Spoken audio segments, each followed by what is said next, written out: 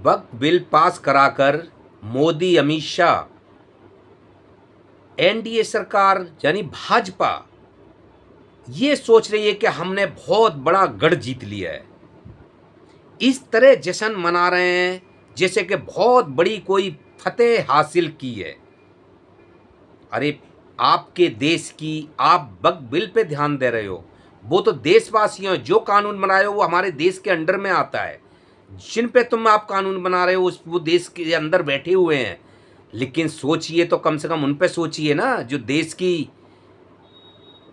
मोदी मित्र America Trump साहब ने जो पूरे देश की आर्थिक व्यवस्था को डिगमगा दिया है, संकट में डाल दिया है।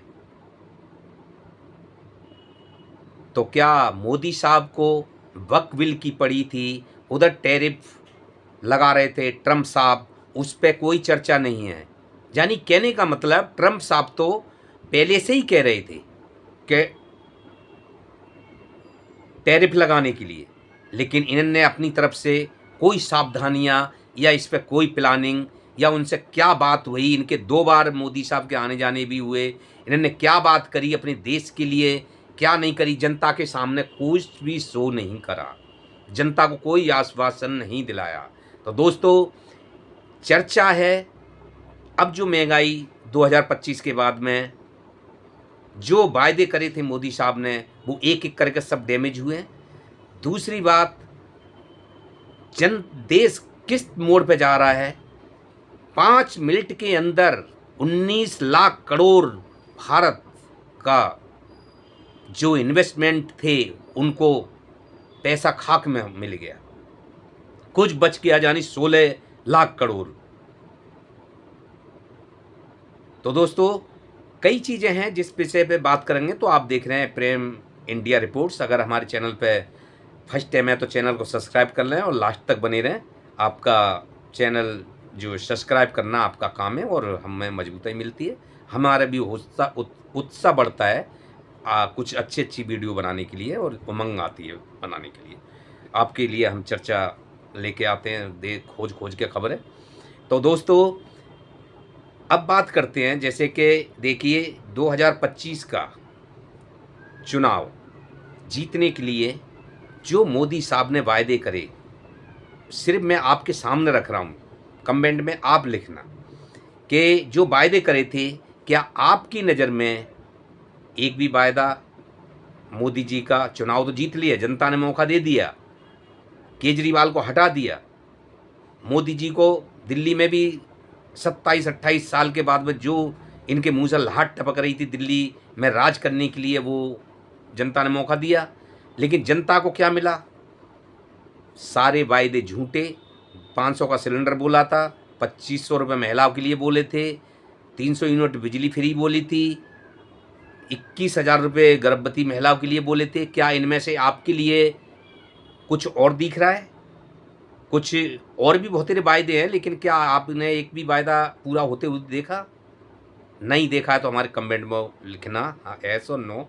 अब चलते हैं इस सवाल पे कि अब देखिए जो 500 का सिलेंडर देने की बात थी, अब 50 रुपये सिलेंडर पे बढ़ रहे हैं। ठीक है, 50 रुपये सिलेंडर पे बढ़ रहे हैं।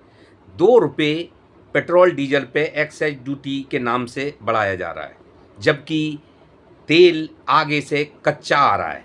मैं एक चीज़ आपके सामने और रखना चाहता हूँ, जैसे मोदी और मोदी जी को और मनमोहन सिंह जी को कंपेयर करते हैं आप, तो मनमोहन सिंह जी ने जब उन्हें जो कच्चा रिफाइंड तेल जिसको फिल्टर होके ट्रांसपोर्ट लगा के एक्साइज ड्यूटी लगा के सब कुछ लगा के उसमें जितने भी खर्चे जोड़ दिए, उनके लिए 58 रुपये पर लीटर पड़ रहा था। जनता को उन्होंने कितने का दिया था? 2011 की बात है। जनता को कितने का दिया था?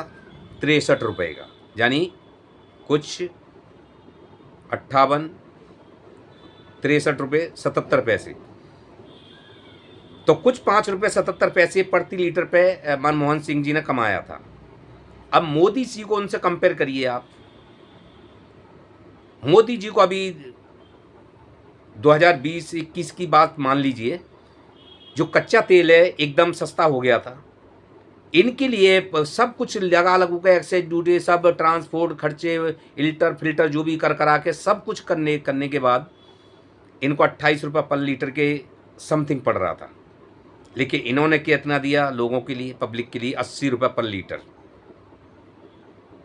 कितना कमाया? 58 रुपये। तो दोस्तों ये कंपेयर करिए, देश को कहाँ ले जाना चाहते हैं? क्या देश की जनता से दर्द नहीं? अब जनता किसकी मार झेलेगी? मोदी जी के मित्र की, ट्रंप की। यानी ट्रंप ने टैरिफ लगा दिया 26%। तो उसका यानी सोल्यूशन निकालने की बजाय जनता जो पेट्रोल डीजल कौन खरीद रही है? जनता। सिलेंडर कौन यूज कर रहा है? डेली यूज का सिलेंडर है, घर में यूज होता है, उस पर पैसे बढ़ाए जा रहे हैं। यानी आप ये समझिए कि गरीब देश से गरीबी नहीं, गरीब को खत्म किया जा रहा है। देश में रोजगार लाने की बात नहीं, देश से रोजगार करने वाले को खत्म किया जाएगा। तो पेरिस बनाने का यही एक ढंग है कि देश में रिंगे तो भाजपा ही रिंगे, बाकी धीरे धीरे गरीबी से जूझ के कहीं युद्ध करा दिया जाएगा, कहीं भुखमरी हो जाएगी, कहीं गरीबी से लोग भाग जाएंगे इधर उधर।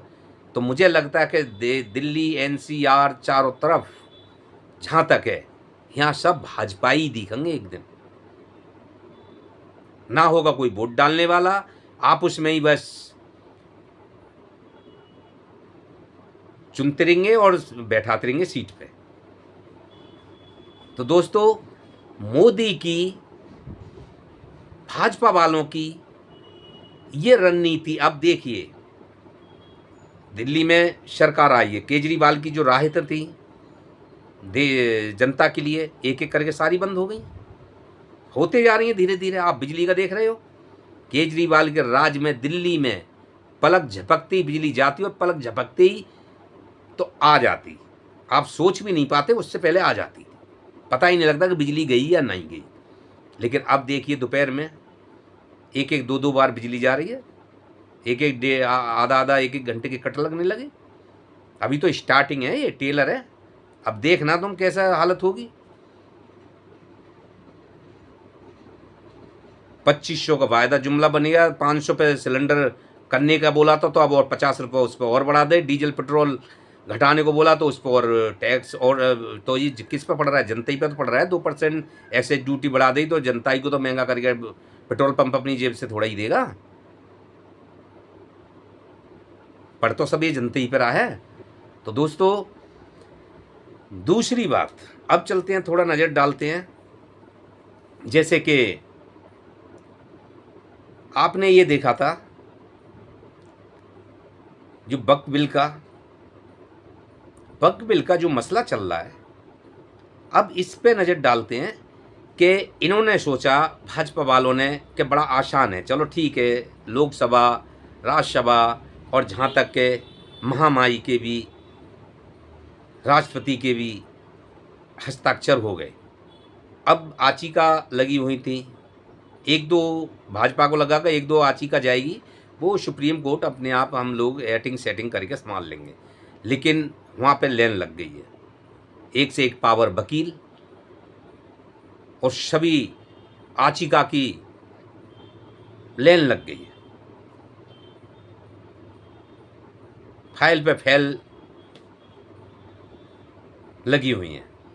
लेकिन धर्म संकट में ये पड़ रही है भाजपा कि इसको पास तो करा लिया है कि कानून लागू कर पाएगी कि नहीं कर पाएगी। सवाल ये उठता है, सवाल ये तो देश का था, लेकिन मैंने पीछे बोला कि देश की आर्थिक व्यवस्था आगे चल के और भी खराब होने वाली है। इसलिए यहाँ से देश से गरीबी नहीं, गरीब को मिटाया जाएगा, रोजगार नहीं लाया जाएगा, रोजगार करने वाले को मिटाया जाएगा। तो दोस्तों ये मोदी जी का राज है, हर तरफ से कमर जनता की ही तोड़नी है। इनके वायदे और गधे की लात, मोदी की जुबान और गधे की लात का कोई पता नहीं कि कब चल जाए गधे की लात और इनकी कब जुबान चल जाए जिसकी कोई वैल्यू नहीं है। एक भी वायदा तो पूरा होना चाहिए। अरे इनको तो, मोदी साहब को तो, मोदी साहब के सीए में ही दिल्ली की रेखा गुप्ता ही ने फेल कर दिया। दिल्ली में इनको जुबान भी इनकी, पूरे देश में तो जुबान झूठी थी, दिल्ली जीतने को बाकी थी, तो दिल्ली में भी झूठे वायदे करके जीते, लेकिन दिल्ली में भी जुबान इनकी, रेखा गुप्ता ने मोदी साहब की जुबान झूठी कर दी, और वो भी जुमला बन बन के उड़ गए जनता की नज़र में। तो नमस्कार दोस्तों, आज के लिए इतना ही है। गरीब चैनल पे आपका